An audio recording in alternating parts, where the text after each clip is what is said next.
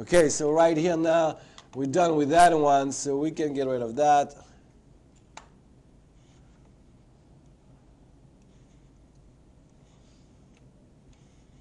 And what we're going to do, we are going to go to the next one, the back end, right here. Okay, and we are going to basically do the same thing. Now, it's control rig, so it's not going to do anything. So change it to actor input. Now plot the character.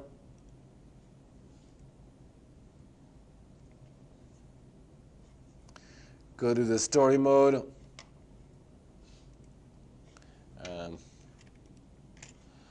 Right click, process, track.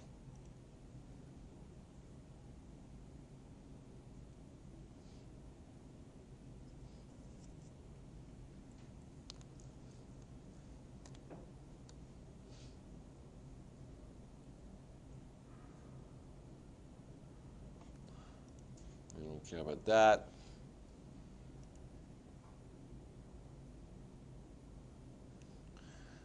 Okay, now let's find our backend right here.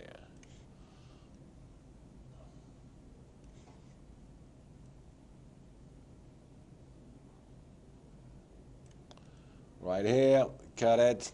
Oh, what the heck I did. Razor it right here. Backend, Bing, come back right here. Razor that one.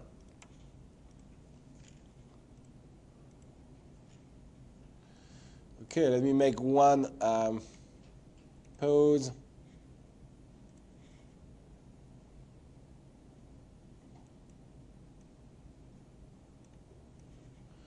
I want to see volleys. All right, when you start right there, that's how it should be. And see that.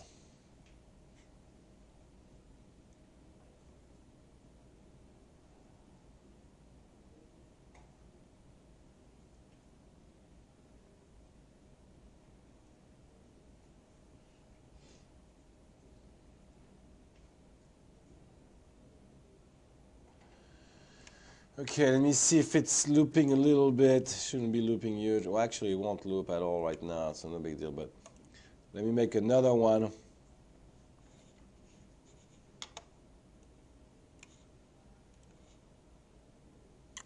And I need to figure out what I want. So by that time.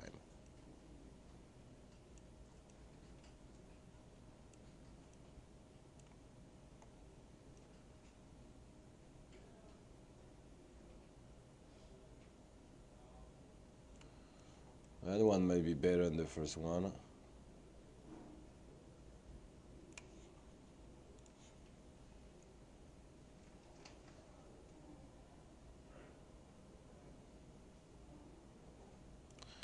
Why it's not going to zero, man? There you go. Why didn't go? Hey. There you go. It's just easier like that, and I know 56 is the last one, so I'll put 56 here, right there.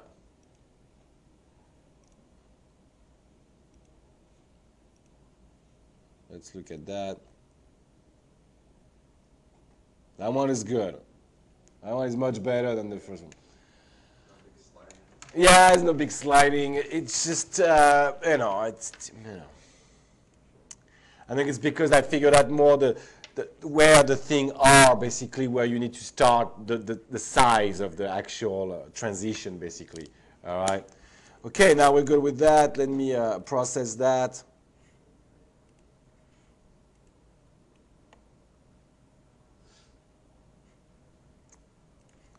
Backend volley.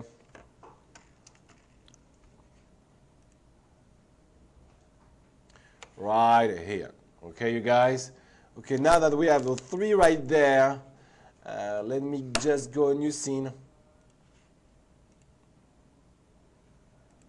I could do it in the same scene, you guys, okay? The only thing I like it better in different scenes so I don't get messed up. All right, everything is segmented like that. I don't corrupt anything from one file to the others and stuff like that until I put it back at the end. All right. So what I'll do right here, you do an import, you know, you say, okay, that's the idle. We'll just import that. You check it out to make sure that's the clip you wanted. That one is good. So we're right here, we're good to go here. We are going to do what, Bruce? No, I'm going to export first. Save the character animation. Remember, this is a default setup. So I'm going to call it idle ch.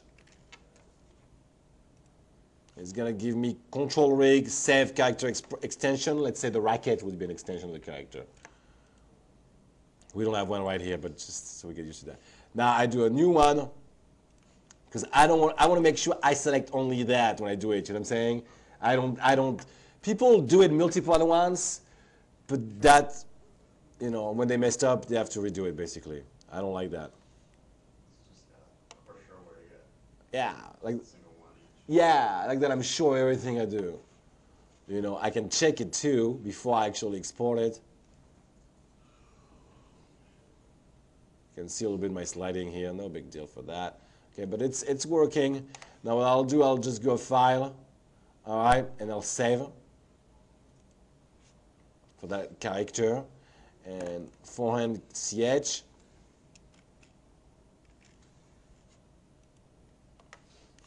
Always control rig. And then the new last one.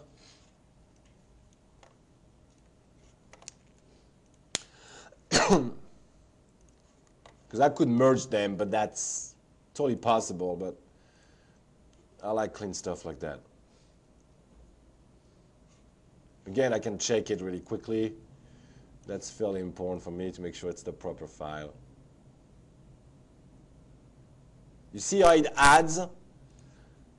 See, the pose adds. In reality, I started like that. That's where I start. See the trunks? See the difference? See, it adds that to the motion. That's why the cleaner, the closer you are from when you do it in mocap, the better your motion is. This is distortion. You know what I'm saying? To the real motion a pro would do. Okay? Now we're getting to a really high level of animation here when I talk about that. All right, you guys? But that's the truth. We've been added some animation reality right there. We added, so it comes, that's the real motion, it comes back here, and we add down right here. Why? Because we want to baseline with the rest of the other motions. All right? You know, it needs to blend. So the better the blend is when the actor is actually doing it, like we did with the markers on the floor and stuff like that, so and it comes back perfectly, the less you have that type of distortion, which bring more frames, which bring bigger transition, which bring more lag into the gameplay. Okay? That's huge, you guys. I'm talking gameplay here for animation. Okay, so I'm good with that. I'm going to save it.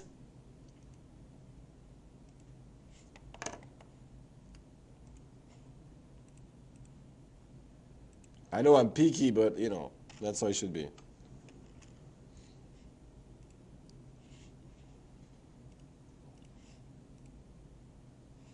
And let me save right away my thing right here.